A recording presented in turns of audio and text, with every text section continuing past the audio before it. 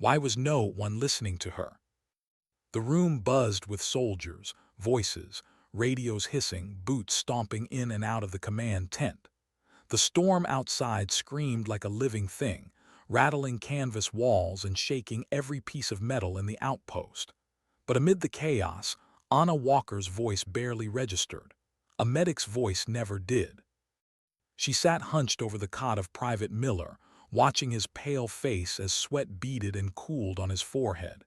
His pulse told her what words didn't have to. He was slipping. Fast. Appendicitis doesn't wait for weather, she thought grimly, and the weather wasn't letting anyone through. The helicopter sat on the pad just beyond the snow wall, frozen in white. The one man who could fly it lay unconscious 2 beds over, head wrapped in blood-stained gauze. And the rest of the platoon, they argued, they cursed the storm, they cursed the bad luck. None of them even glanced at Anna for a solution, because in their eyes a medic solved only one kind of problem. She heard their words echoing, low and dismissive. She's good at what she does. Patching people up isn't combat. She's never had to fire a rifle, never had to fly anything. Anna pressed her palm against Miller's chest to feel the weakening rhythm. His body convulsed in pain, pulling her focus back. He had hours, maybe less. She felt her throat tighten, not with fear but with urgency, the kind that leaves no space for hesitation. She looked at the storm clawing across the mountains, at the blurred outline of the Black Hawk, at the faces of men too hardened to believe salvation could come from someone like her. And then she whispered something under her breath. "I can fly." No one heard it, not yet. Her name was Anna Walker, 29 years old, brown hair, usually braided tight so it wouldn't fall into her patient's wounds. Pale skin hardened by the winds of places most people never visited except in nightmares. A combat nurse in the 10th Mountain Division, stationed at a remote Afghan outpost that didn't even have a proper name on the maps. To the infantrymen who filled most of the base, she was necessary, yes, vital even, but not remarkable. She carried morphine, bandages, sutures. She tended to sprains and burns and bullet holes. She kept men alive long enough to be airlifted somewhere better. But she wasn't combat, she wasn't a shooter, she wasn't a pilot. At least that's what they believed. Anna had learned early that her presence didn't command attention, and maybe that was a blessing. Quiet gave her time to watch, to notice.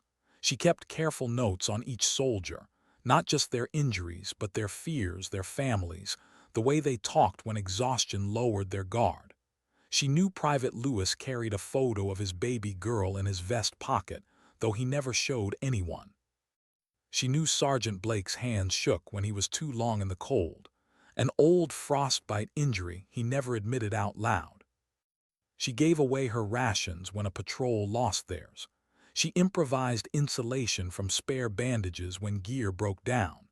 She sat awake with men whose minds rattled with ghosts, holding their silence so it didn't crush them. And at night, when no one noticed, she would sometimes slip her hand into her jacket pocket and feel the cool metal of a silver badge, the Hydra insignia, her father's. He'd flown helicopters with Hydra before she was even old enough to understand what special operations meant.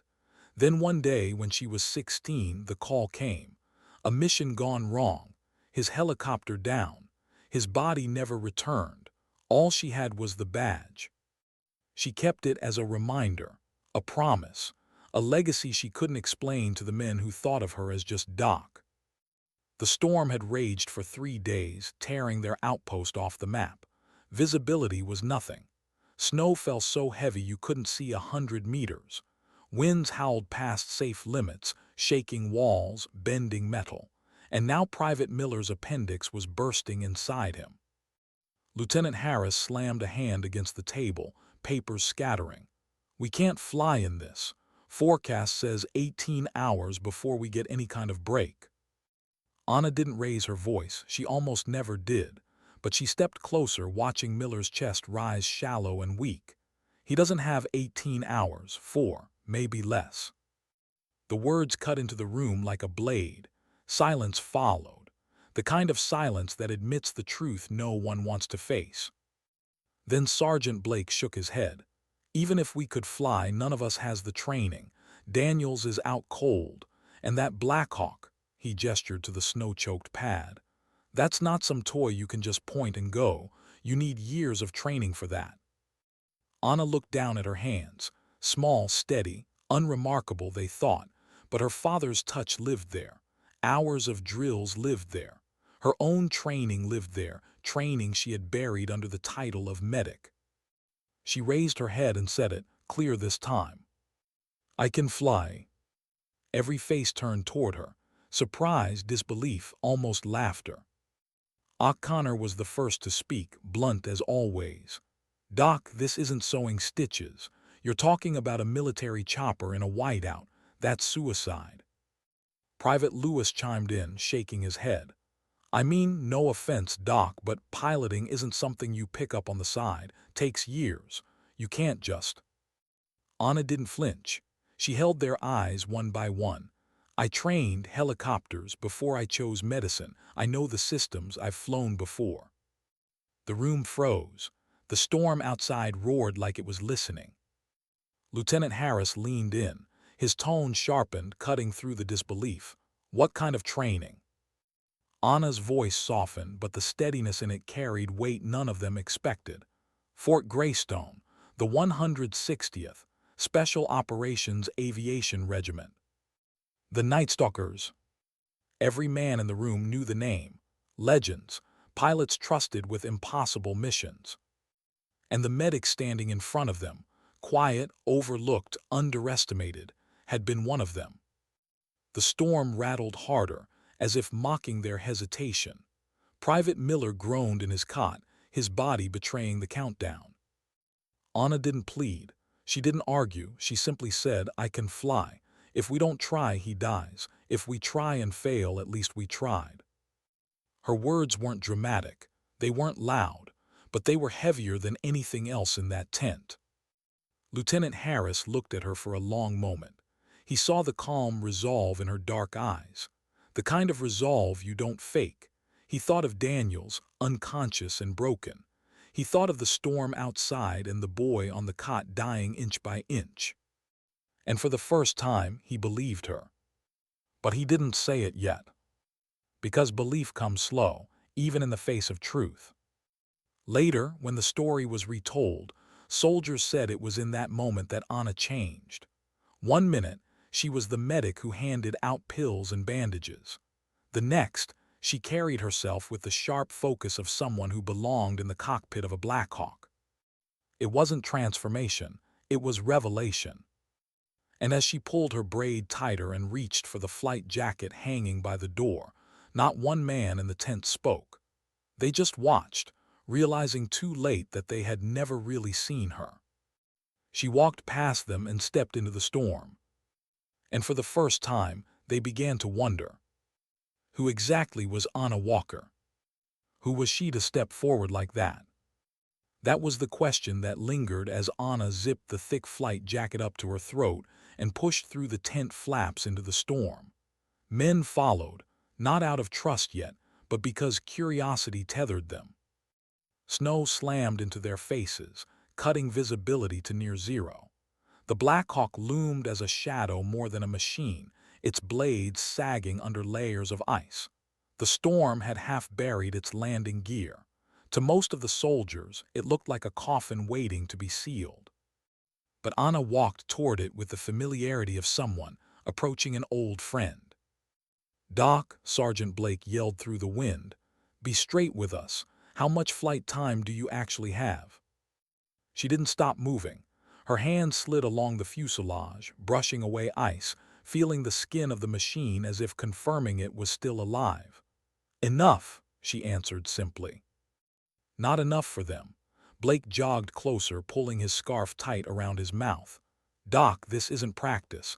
This isn't some simulation back at base. These are mountains, in a storm, with a man's life on the line. Are you absolutely sure you know what you're doing? Anna paused, turned, and for the first time raised her voice above the storm. I trained with the Nightstalkers, Low visibility, high risk. We flew into places no sane person would enter. My call sign was Snowhawk. And this storm, she glanced up at the swirling white sky. This storm isn't worse than what I've flown in before. Her words struck like a crack of thunder. Even Blake had nothing to add. The others shifted uneasily, the seeds of belief beginning to sprout where doubt had grown thick. Inside the cockpit, her hands moved like they'd never stopped belonging there. Switches, gauges, levers, muscle memory guided her. She wiped condensation from the windshield with her glove, though she knew she'd see nothing but snow outside anyway. Every motion carried precision. Every checklist item ticked in silence. The storm rattled the fuselage, trying to shake her concentration. It didn't work. Hydraulics, she murmured. Jack. Fuel. Sergeant Blake read the gauge with stiff fingers. Full. Enough for a round trip if we don't waste time. Anna nodded, lips tight. Her mind ran through the storm map she'd studied earlier.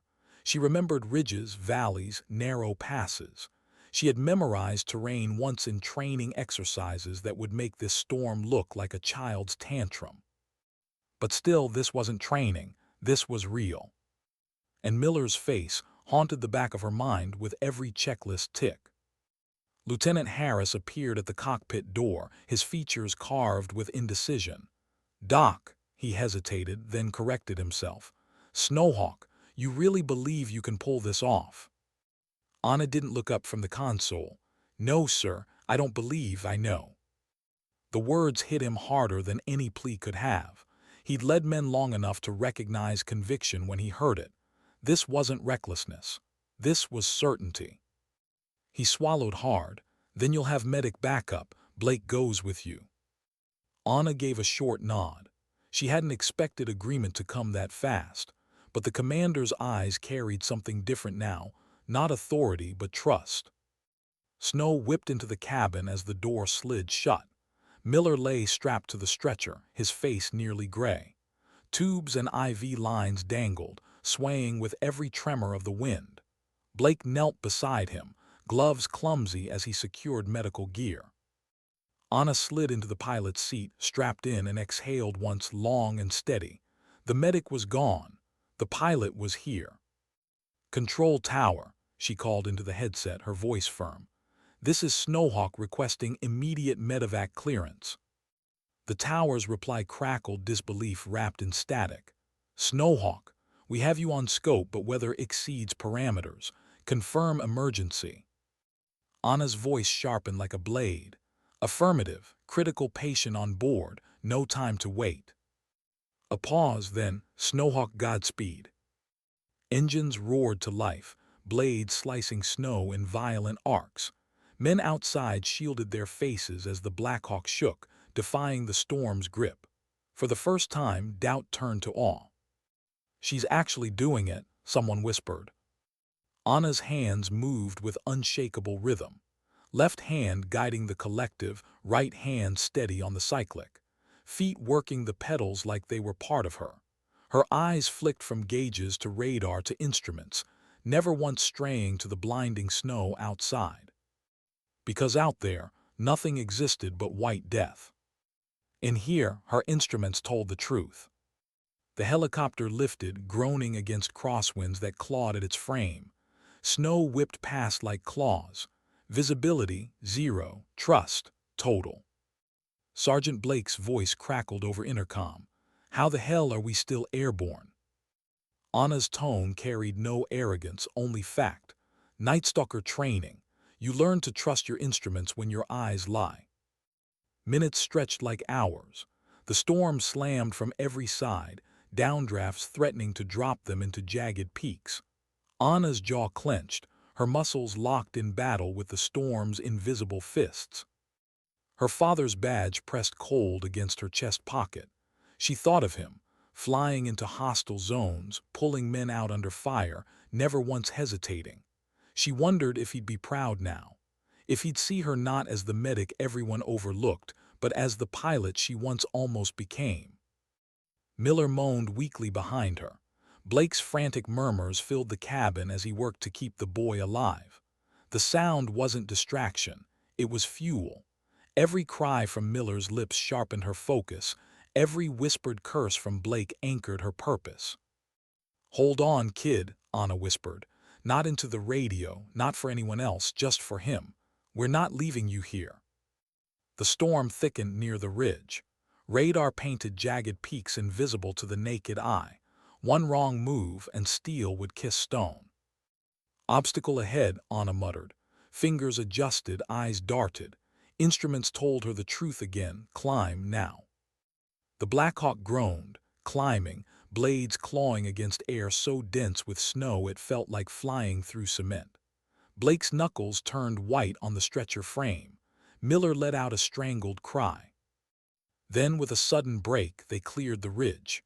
Wind slammed from a new angle, but Anna rode it like a wave, pulling the helicopter into the narrow pass beyond. "How did you?" Blake started. Anna cut him off, voice clipped but steady. "I know this terrain, trained here before. Every peak, every pass. Memory doesn't snow over." Blake stared at her profile in silence, realization dawning. She wasn't just flying blind. She was flying familiar. 20 minutes in, the storm hadn't relented. If anything, it fought harder, sensing defiance. But ahead, faint, barely visible, were lights, flickering through the veil of snow. Ravenwood. Anna's chest tightened with relief she refused to show. "Landing approach," she said into the headset, calm and precise. "Prepare medical transfer." The descent was brutal. Crosswinds clawed at them, downdrafts shoved them toward the ground. The Black Hawk bucked like a wild beast, but Anna's grip never faltered. She coaxed the machine, not fought it, guiding it into alignment. And then, miraculously, the skids kissed Earth, a perfect landing. Ground crews swarmed, pulling Miller's stretcher out under floodlights. Blake stumbled after them, sweat frozen to his brow. Anna sat motionless for a beat, her hands still locked on the controls, as if the storm could reach through and drag her back if she moved too fast. Then she exhaled, long and steady, and powered down. "Snowhawk," the tower officer's voice came through, awed. "That was one of the finest flights we've ever seen. You just flew through hell itself." Anna removed the headset slowly. "I only flew where I had to." Her voice carried no triumph, only quiet truth. Back at the outpost, word spread faster than the storm could bury it. The medic, Doc Walker, hadn't just kept a soldier alive with bandages. She had flown through a storm no one else dared face. And the men who once dismissed her as background support now carried a new expression when they spoke her name. Not doubt, not dismissal, something closer to reverence. But Anna didn't stay for praise. She returned to the medical tent, her hands already searching for gloves, supplies, patients who still needed care. Because she hadn't flown for recognition. She had flown because a boy was dying and no one else could. And that was enough. But as she sat down alone later, silver badge in hand, she whispered to the empty tent, "Dad, today I flew for you." Why was everyone staring at her differently? It unsettled her more than the storm ever had. The morning after the flight, the sky over the mountains lay heavy with bruised gray clouds. Snow drifts buried half the camp, muffling sound so completely that boots crunching against ice seemed deafening. Soldiers moved in silence, not the usual chatter of jokes and curses that normally filled a base in between missions. Instead, eyes followed her. Anna Walker, the medic who had walked out into a storm and come back with a story none of them knew how to process. She tried to carry on as she always did, checking vitals, replacing dressings, handing out medicine with quiet efficiency. But every time she glanced up, someone lingered. Their gazes weren't cruel. They weren't mocking. They weren't even curious. They were reverent. And that, more than doubt ever had, made her uneasy. Private Lewis was the first to break the silence. He stood by the doorway of the medical tent, fidgeting with the strap of his rifle. "Doc." His voice cracked like a teenager's, though he was 23. She looked up. Yes, Private. His throat worked as though swallowing words too heavy for him. I, I owe you an apology. Anna blinked, confused. Lewis stared at the floor, voice spilling fast now as if the confession had to escape before shame caught up. We didn't know. About you. About what you could do. All those times we said patching us up wasn't the same as combat, all those jokes, I didn't realize. She stopped him gently. Private, you don't owe me anything. I'm a medic. I saved a patient, that's all. But Lewis shook his head stubbornly. No, ma'am, you saved him twice, first with medicine, then with that flight. That's not all. That's, he searched for the word, heroic. The word felt wrong in her ears. Heroism, she'd learned long ago, was just survival painted in brighter colors. She wanted to tell him that, but his eyes glistened with something raw, something vulnerable. So instead, she simply said, then honor him by healing. He lived. Make it mean something. Lewis nodded, eyes burning, and slipped away. Later that afternoon, Sergeant Major O'Connor came in. His steps were slow, deliberate, as though he carried more weight than his broad frame could manage. Doc, he said, standing stiffly by the cot she was tending, permission to speak plainly. Anna raised a brow. Since when do you ask permission, Sergeant? He gave a short, humorless chuckle. Fair enough. Then he exhaled hard, words tumbling out. I misjudged you. Worse, I underestimated you. I told men you didn't cross over outside medicine. I was wrong, dead wrong. Anna didn't reply. She adjusted the bandage on the soldier's arm, tightening it just enough to stop the slow bleed. O'Connor shifted, clearing his throat. I don't hand out respect easily, but what you did, I'll never forget it, and neither will this unit. Finally, Anna looked at him. Her eyes weren't hard. They weren't cold. They were calm. Sergeant, don't remember me. Remember the lesson. Everyone here carries something unseen. Don't dismiss them because their role doesn't look like yours. For a long moment, the storm outside howled, filling the silence. Then O'Connor gave a single nod, a soldier's nod, deep, solid, binding. Understood. And when he left, Anna felt the smallest flicker of hope. But with recognition came unease. Her past, carefully folded away, hidden behind the quiet identity of medic, was surfacing, and she wasn't sure she wanted it exposed. That night, alone in her corner of the medical tent, Anna pulled the silver Hydra badge from her pocket. Its metal caught the lamplight, cold and sharp. She ran her thumb over the insignia, the same way she had when she was 16, and her father's belongings were handed to her in a box.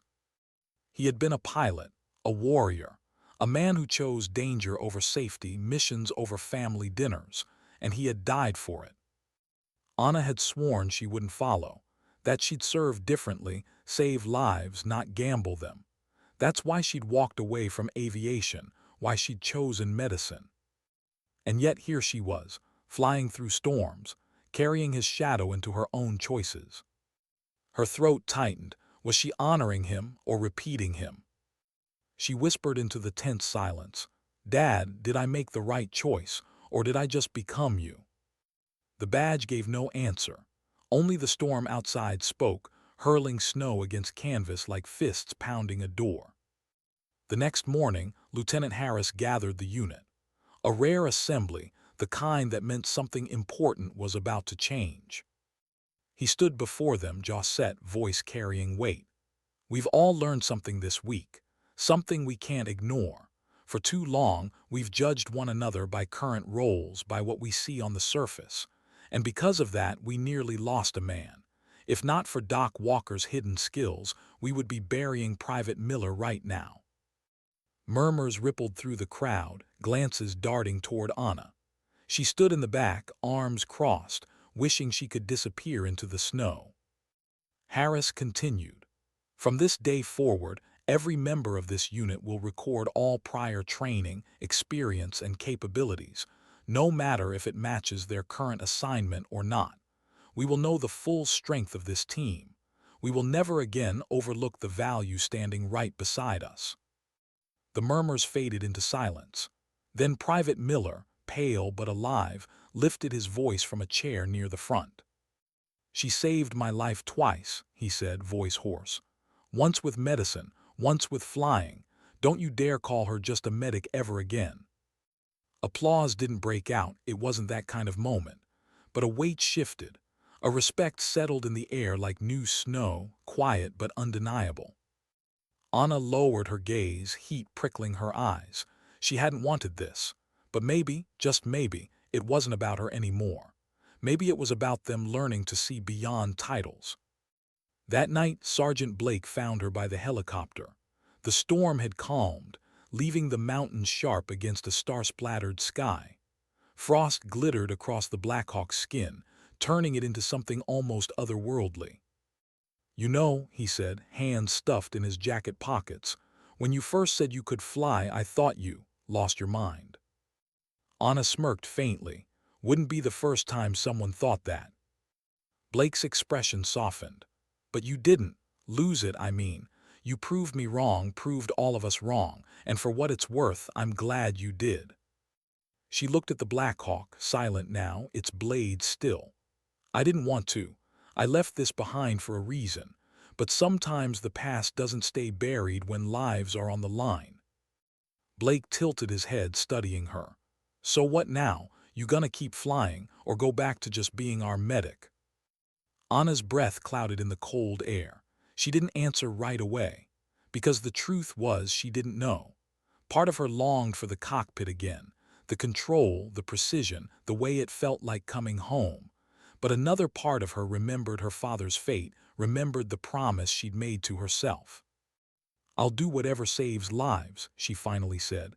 "That's all that matters." Blake nodded slowly as if that was enough, and maybe it was. Later, as she lay on her cot with the Hydra badge clutched tight, Anna realized something unsettling. The soldiers weren't the only ones seeing her differently. She was too. The medic, the pilot, the daughter, the soldier, all pieces of her colliding now in ways she hadn't expected. And for the first time, she wondered, what if she couldn't keep them separate anymore? Why was the letter waiting for her on the cot? The envelope was plain, stamped with an insignia she hadn't seen in years, the wings and dagger of the 160th Special Operations Aviation Regiment, the Nightstalkers. Anna sat still for a long time, staring at it, as though opening it would undo everything she had tried to bury. Outside, soldiers moved through the snow-packed yard, repairing gear, hauling crates, laughing too loudly to cover exhaustion. Life had returned to the outpost, but inside the tent, silence pressed heavy. Finally, with steady fingers, she tore the seal. The letter was brief, almost formal. "We heard about your flight. Your performance under impossible conditions reflects the highest traditions of our regiment. You will always have a place among us, should you choose to return." Her chest tightened. The words weren't an order. They were an invitation, a door opening back onto a life she had once walked away from. And the worst part, a piece of her wanted to walk back through it. The soldiers already treated her differently. She felt it in the way they stopped conversations when she entered, the way they listened now instead of dismissing her. But admiration carried its own burden. They looked at her as if she were something more than human, as if she had become a symbol instead of a woman. That evening in the mess tent, Private Miller limped over to her table. He moved gingerly, stitches still pulling at his side, but determination lit his pale face. "Doc," he said, sliding onto the bench, "I heard about the letter." Anna stiffened. News travels fast. Miller grinned faintly. "This place doesn't keep secrets, especially not when it's about the medic who turned out to be a Nightstalker." She winced. "I was never a Nightstalker. I trained with them, yes, but I left, chose medicine." Miller's gaze held hers, serious now. "Then why did they send you that letter?" Anna didn't answer, because she couldn't. Later that night, Lieutenant Harris called her into his office. A single lantern cast long shadows across the cramped room. Maps lay scattered on the desk, storm routes and patrol schedules, but he pushed them aside when she entered. "Walker," he said, folding his hands, "you've changed the way this unit thinks. That flight, it forced us to reevaluate everything." Anna shifted uncomfortably. "I didn't do it for that." "I know," Harris said, "but it happened anyway, and now Command knows. They've been asking questions about your background, your training." He paused, eyes narrowing. "They want to pull you back into aviation." Her stomach dropped, even though she'd expected it. "And you, what do you want?" Harris leaned back, studying her. "I want what's best for the unit, and what's best for you, but those aren't always the same thing." Anna looked down at her hands. Pale fingers nicked with cuts from countless bandages, not bullets. Hands made to heal. And yet those same hands had guided a Blackhawk through a storm no one else would have dared. Her voice was quiet. "I walked away from flying because it took my father from me, because I didn't want to gamble lives, I wanted to save them." Harris didn't interrupt. He let her words settle like snow on stone. "And yet," she whispered, "when Miller needed me, I flew anyway." "That's the truth of it," Harris said gently. "You can't separate those parts of yourself anymore." For days, Anna wrestled with the letter. She carried it in her jacket, the paper softening at the folds from her restless touch.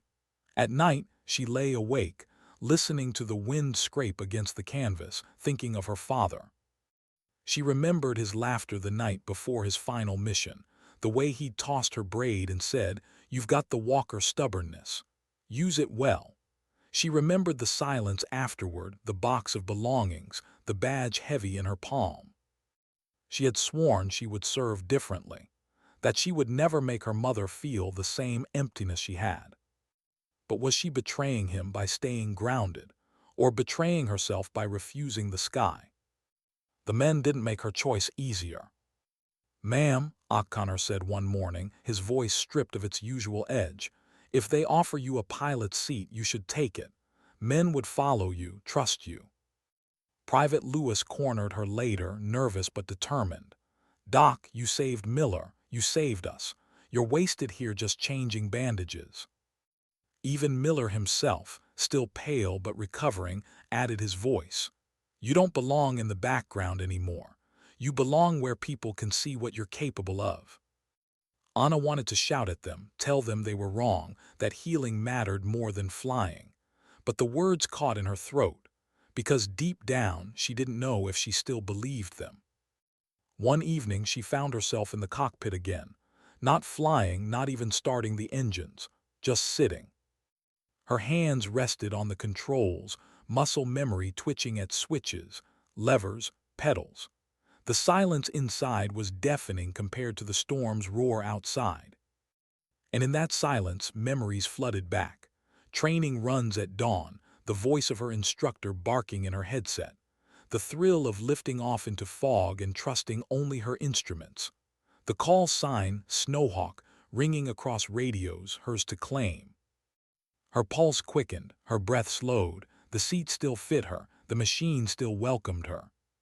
She closed her eyes and whispered, "Is this who I am?" But the answer didn't come. When she emerged, Blake was waiting by the pad, arms crossed, breath fogging in the cold. "You miss it, don't you?" he asked. Anna froze. Blake tilted his head. "I saw your face in there, the way you touched the controls. That wasn't just checking equipment, that was remembering." She swallowed. "I miss parts of it, the control, the purpose, but not what it cost me." Blake studied her for a moment, then nodded. "Fair enough. But whatever you choose, don't do it because of us, or your father, or the regiment. Do it because it's yours. Otherwise it'll eat you alive." His words struck deeper than he knew. That night Anna unfolded the letter again. Her father's badge lay beside it, gleaming in the lamplight. Two paths stared back at her, medicine and aviation, earth and sky, healing and risking. She realized something then. It wasn't about choosing one or the other. It was about carrying both, about being willing to step into whichever role the moment demanded. Her father had chosen skis. She had chosen ground, but maybe the truth was she was both. And maybe that was enough. Still, as she tucked the letter back into her pocket, one question burned in her chest. When the next storm came, who would she choose to be? Why did the patrol go silent? That was the first warning. Radio chatter had been steady all morning, check-ins every 15 minutes as Alpha Team pushed through the valley, skirting cliffs where avalanches could swallow a squad whole. Then, nothing. Lieutenant Harris's jaw tightened as he leaned over the comms table. Alpha, report, static. He tried again, voice sharper. Alpha, acknowledge, more static. The storm outside wasn't the problem this time. The skies were eerily clear, mountains jagged against a pale horizon. That silence was worse than wind and snow. Silence meant ambush. Anna felt the unease ripple through the command tent. Men shifted, eyes darting, waiting for orders that weren't coming fast enough. She stood near the back, medical kit slung over her shoulder, listening. Then the radio crackled, faint but panicked. Contact, contact. We're pinned 2 down, need. The voice cut off, swallowed by gunfire and static. The tent erupted. Harris barked orders, O'Connor scrambled to assemble a rescue detail, and every soldier within earshot moved with grim urgency. But Anna's stomach twisted with a familiar dread. 2 down already. Wounded, bleeding out in the cold. Minutes mattered now. And somewhere in her chest, a question burned. Would they let her do more than patch wounds this time? The rescue convoy rolled fast, tracks crunching over ice, engines groaning under the strain of speed on treacherous ground. Anna rode in the back of the lead vehicle, hands gripping her pack straps, her breath steady but her heart thundering. She hated the waiting, the not knowing. Were they alive? Were they bleeding out on rock and snow? She pictured their faces, men she'd sat with during long nights, men who teased her about her careful handwriting, men who once dismissed her as just Doc. Now those same men might be counting on her more than they knew. 5 minutes out, O'Connor called over the roar of the engine. His eyes flicked toward her, unreadable, respectful now but still skeptical when it came to combat. She met his gaze evenly. I'm going where the wounded are. Don't try to stop me. He didn't argue, not this time. The valley smelled of smoke and gunpowder long before they saw the firefight. As the vehicles crested the ridge, chaos unfolded below. Alpha Team scattered across rocks, muzzle flashes sparking from both sides of the gorge. Enemy fighters, dug into high ground, poured fire down on the trapped patrol.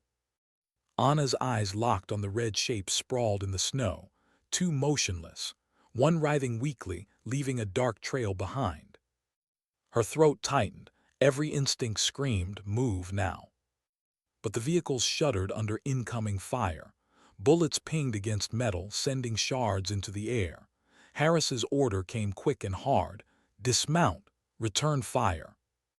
Men spilled out, rifles snapping to shoulders.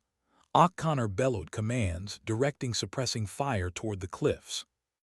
Anna leapt from the truck before anyone could stop her, boots slamming into snow. Her pack thumped against her spine as she sprinted low, weaving between rocks. Bullets cracked past, but she barely flinched. She saw only the wounded. Doc, someone shouted behind her, get back. She didn't listen. The first casualty was young, barely 20. A bullet had torn through his thigh, arterial spray staining the snow around him. Anna dropped to her knees, hands moving before her mind could catch up. Tourniquet high and tight, pressure dressing firm, pulse weak but there. Stay with me, she whispered, voice calm despite the chaos. You're not done yet. He tried to speak, lips trembling, but she hushed him, her braid whipping across her shoulder as she leaned closer. Save your strength. I'll talk for both of us. Gunfire cracked above, but her world shrank to the wound beneath her hands. She had learned long ago that in battle, saving one life at a time was the only way to survive the weight of it all. The second soldier was worse. Unconscious, chest rising shallow, a bloom of red spreading beneath his vest. She ripped fabric, found the entry wound, sealed it with trembling precision. Her gloves were slick, fingers freezing, but she kept moving. Then a shadow loomed beside her. Sergeant Blake dropped to one knee, firing bursts toward the cliff before glancing down. "Doc," his eyes widened. "He's crashing." Anna's voice was clipped, focused. "I need extraction. Now, he won't last here." Blake swore under his breath. "Hellos are grounded." "No," she cut him off, eyes flashing. "They're not if I fly." Blake froze, realization dawning. Minutes later, the fight turned. Suppression fire from their unit gave just enough cover to drag the wounded back toward the vehicles. Harris's voice thundered over the chaos. "We can't hold this position. We need airlift." Anna stepped forward, chest heaving, blood spattered across her jacket, not her own. "Then let me take the Black Hawk." The world seemed to stop for a beat. Gunfire echoed in the distance, but within their circle of men, silence fell. Harris stared at her. "Walker, you can't be serious." "I'm dead serious," she shot back. "Two men won't make it on wheels, not in this terrain. They need air, and I can get them out." O'Connor shook his head. "That's insane. Flying into a hot zone, you'd be painting a target on that bird." Anna's voice cut sharp. "They'll be dead if I don't. Is that what you want on your conscience?" The sergeant flinched, but said nothing. Harris's jaw clenched. He looked at the wounded, pale and slipping. He looked at the cliffs, enemy fire still raining. Then he looked at her. And in his eyes, she saw the same choice he had made during the storm: gamble or surrender. Finally, he nodded once. "Snowhawk, take her up." Back at the pad, the Black Hawk loomed like a beast waiting to be unleashed. Men loaded the stretchers, Blake climbing aboard with them. His face was pale, but his voice was firm. "If you're going, I'm not letting you go alone." Anna slid into the cockpit, strapped in, hands steady on the controls. Her pulse thrummed, but her focus narrowed. The storm had tested her before. This would test something else, flying into fire. Engines roared, blades spun, snow whipped into blinding swirls. As the helicopter lifted, Anna's mind went quiet. No fear, no doubt, just motion. "Ravenwood, this is Snowhawk," she called. "Immediate medevac inbound, hot zone pickup." The radio crackled. "Snowhawk, Ravenwood, confirm you're the pilot." "Confirmed," Anna said, eyes fixed on the horizon. "And we don't have time for debate." The valley opened below, chaos still raging. Tracer rounds streaked the air like fireflies. Enemy positions flared with muzzle flashes. Anna guided the Black Hawk in low, weaving through danger with precision that made Blake's knuckles white where he gripped the seat. "Are you seeing this?" he muttered. She ignored him. Her hands were steady, her mind calculating angles, speed, descent. "Hold on," she said, as the helicopter dropped fast, skids slamming into snow near the pinned squad. Men rushed forward, hauling the stretchers aboard under covering fire. Bullets clanged off metal, glass spiderwebbed near the cockpit. Blake cursed, shielding the wounded with his body. Anna gritted her teeth, throttled hard, and pulled the Black Hawk skyward. Enemy fire chased them, but she twisted through the valley, hugging rock walls, disappearing into shadow. And then they were clear. Back at Ravenwood, floodlights bathed the pad as the Black Hawk touched down. Medics swarmed, pulling the wounded out, rushing them toward the hospital. Blake stumbled after them, exhaustion etched deep. Anna sat in the cockpit for a moment longer, her breath shaking now that the danger had passed. She pressed a hand to her chest pocket, feeling the silver Hydra badge. "Dad," she whispered, "I didn't just fly this time, I fought." The words tasted strange, heavy with truth she hadn't wanted to admit. Because healing had always been her choice, but tonight the sky had demanded more. And she had answered. Why were strangers saluting her? That was the question burning in Anna's mind as she stepped off the Black Hawk the next morning, boots crunching on frost as she returned to the outpost.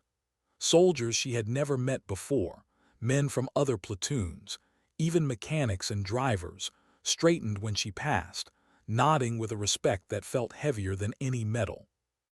Word had spread, not just about the blizzard flight, not just about the medevac that had saved Miller. Now there was a new story, hotter than any storm. The medic who flew into a firefight, who lifted wounded out of a kill zone with the precision of a combat aviator. They weren't calling her Doc Walker anymore. They weren't even calling her Anna. They were calling her Snowhawk. At first, she tried to brush it off. In the medical tent, she focused on her patients, checking bandages, measuring antibiotics, scribbling notes with the same neat handwriting. But the silence was different now. Not the silence of dismissal, the silence of awe. Private Lewis couldn't stop sneaking glances. Miller, though still weak, sat up straighter when she entered, eyes bright with almost boyish admiration. Even O'Connor, once her harshest critic, addressed her with a formality that felt strange in his graveled voice. "Snowhawk," he said one evening, offering her a steaming cup of bitter coffee. "With respect, I was wrong about you. I thought you didn't belong outside triage. Now I think you belong everywhere." Anna accepted the cup, though her stomach twisted. She didn't want to belong everywhere. She wanted to belong where she chose. But it seemed her choice wasn't hers anymore. The attention grew heavier when command sent a convoy weeks later. A colonel stepped out, boots polished, face carved with the permanent fatigue of too many tours. He summoned Anna to his temporary office, a tent outfitted with heaters and maps, and studied her for a long time before speaking. "You trained with the 160th, he said flatly. "Yes, sir," Anna replied. "You walked away." "I chose medicine." He nodded once, but his eyes narrowed. "And yet twice now you've flown when no one else could, once through a storm, once through enemy fire. Do you realize what that means?" Anna shifted. "It means soldiers lived who would have died." The colonel leaned forward, elbows on the desk. "It means we can't leave you as a simple medic anymore. You're more valuable than that. We need pilots who can operate under impossible conditions, and you've proven you're one of them." Her chest tightened. "With respect, sir, my duty is here, with the wounded." His gaze sharpened. "Your duty is where the army decides you're needed." The words landed like a blow. She saluted, left the tent, and walked out into the freezing air, her breath ragged. She felt the Hydra badge pressing against her chest like a weight. Legacy and expectation, crushing her ribs. That night she couldn't sleep. She sat outside near the Black Hawk, the sky overhead split with stars so sharp it hurt to look at them.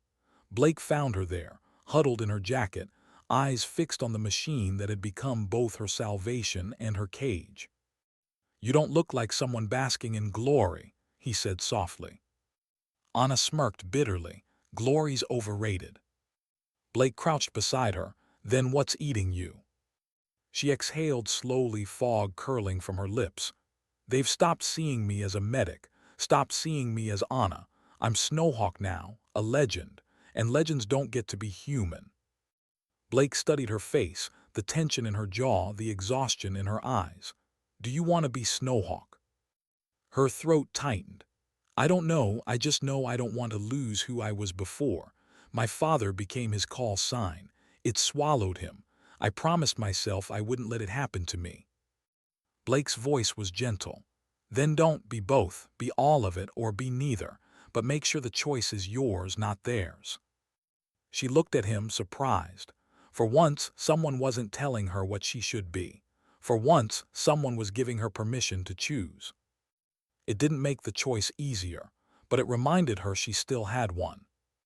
The weight grew heavier when letters started arriving, not just from command, from soldiers' families.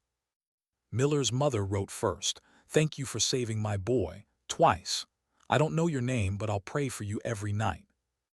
A letter from a widow followed. "I lost my husband years ago to the mountains. Knowing you were willing to risk everything for others helps me breathe easier, knowing men like him aren't forgotten." Each letter pressed on Anna's heart. Gratitude was beautiful, but it carved guilt into her ribs, because every thank you reminded her of the one man she hadn't saved, her father. The badge in her pocket felt heavier with every word she read. Weeks passed, the snow eased, patrols resumed. Life settled into its old rhythm, except nothing was truly the same. Soldiers looked to her in briefings, listening for input. Harris leaned on her judgment more openly. Even O'Connor, stubborn as stone, sought her counsel before approving missions. The unit had started treating her not as a medic, not as a pilot, as something in between. And Anna didn't know how to live there. One evening, after tending the last patient, she lingered in the empty medical tent. Her hands were stained with iodine and sweat, her braid loose around her shoulders. She sat on the cot, badge in one hand, the Nightstalkers' letter in the other. She whispered, "Who am I, Dad? Am I you, or am I me? Or am I something else altogether?" The canvas walls gave no answer, but in the silence she realized something. Maybe it wasn't about which role she chose. Maybe it was about how much she was willing to give of herself before there was nothing left. The storm had tested her skill. The firefight had tested her courage. Now came a test she hadn't trained for, choosing her own identity before others chose it for her. When she stepped outside, the mountains loomed under moonlight, jagged and eternal. She drew a long breath, the air cold enough to sting her lungs, and for the first time in weeks she felt something stir inside her. Not clarity, not peace, but resolve. She would fly when she had to, heal when she could, lead when they needed her, but she would not let Snowhawk erase Anna Walker. Because legends might be remembered, but people could save lives. Why did no one else volunteer? That was the question hanging in the icy air as Lieutenant Harris outlined the mission. A convoy had been ambushed 2 valleys over, trucks burning, soldiers scattered. Half were missing, likely captured. The terrain was a nightmare. Steep ridges, narrow passes, enemy fighters holding high ground. "We need an immediate extraction," Harris said, voice grim. "But roads are blocked. The only way in is air." Silence. Men shifted uncomfortably. They all knew what it meant, flying into another hot zone, enemy rifles trained skyward. Pilots had died for less. And every eye turned, almost unwillingly, to Anna. Her chest tightened. Not again, not like this. She had promised herself she wouldn't become a symbol. Yet here she was, standing in a circle of hardened men who suddenly looked like boys waiting for their teacher to speak. "I'll go," she heard herself say. Her voice sounded steadier than she felt. Blake swore under his breath, "Doc." But Harris cut him off. "Snowhawk, this isn't an order, it's suicide." Anna's throat was dry. So was the blizzard, so was the valley, but men are alive because I didn't stand back. Silence pressed heavy. Then O'Connor muttered almost reverently, "She's right." And just like that, the decision was made. As she prepped the Black Hawk, Anna's mind raced. Her father's badge pressed against her chest, a reminder of legacy and loss. She thought of the letters from families, of Miller's pale face, of every soldier she'd pulled back from the edge. She whispered under her breath, "I'm not doing this for glory. I'm doing this because no one else can." But even as she said it, doubt gnawed at her ribs. How many times could she cheat death before it demanded its price? Blake climbed aboard with her as always. His jaw was tight, his eyes shadowed. "You're not leaving me behind. Not now, not ever." Anna didn't argue. She just nodded, grateful for his presence. The engines roared to life, blades slicing the night. The Black Hawk lifted, shuddering under the strain of cold air. "Ravenwood, this is Snowhawk," she called. "Hot zone medevac inbound." The reply crackled, "Copy, Snowhawk, God be with you." The valley was chaos when they arrived.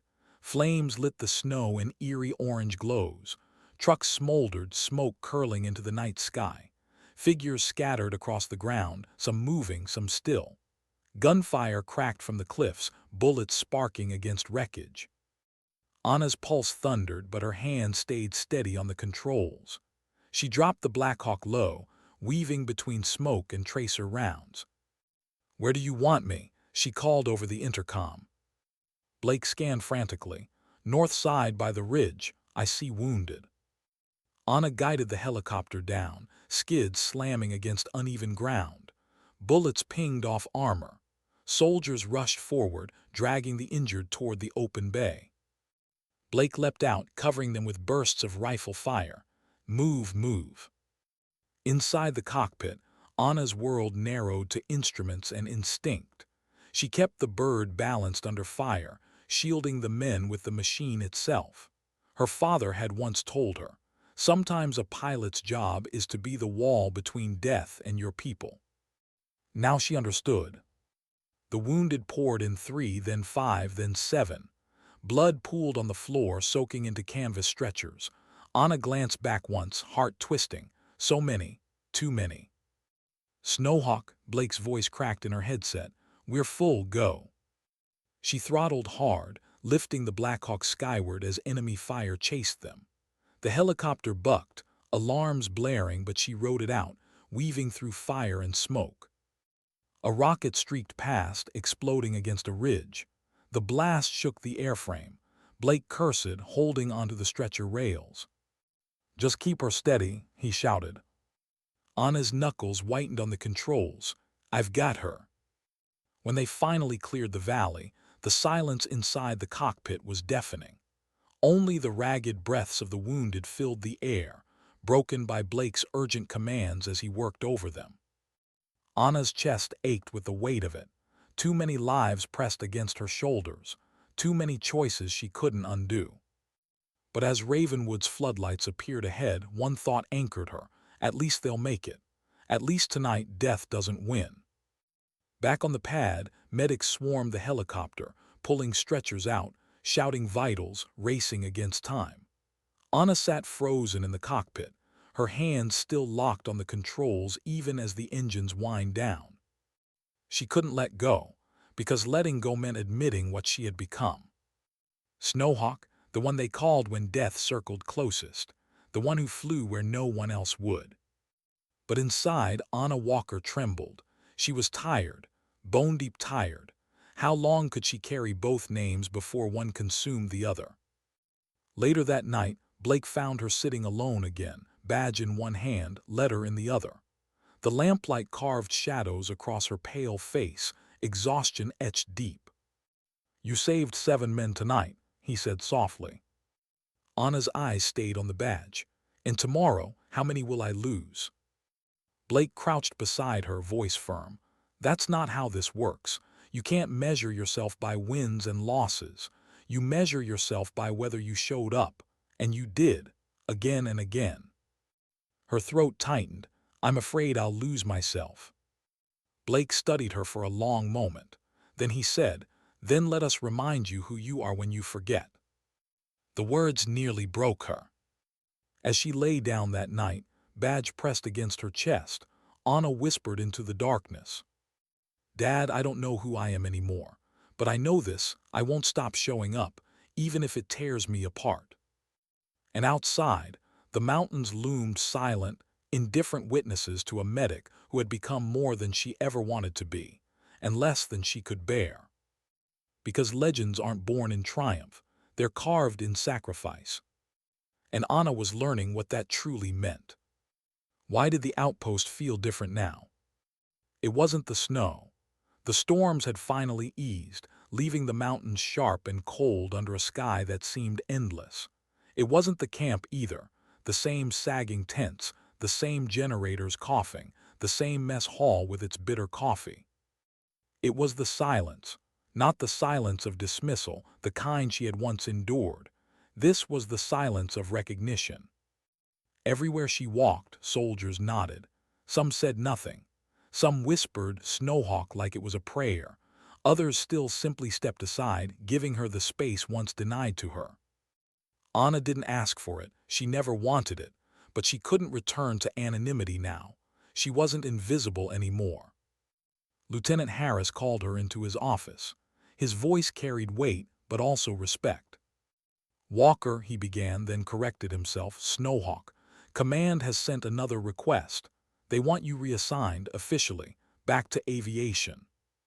Anna's jaw tightened. She had expected this, but it didn't sting any less.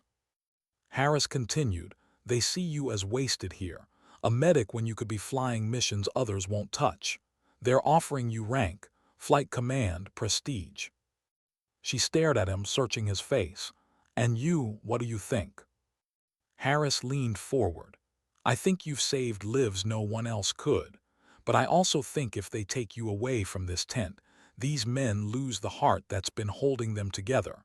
Only you can decide which matters more. Anna's throat ached.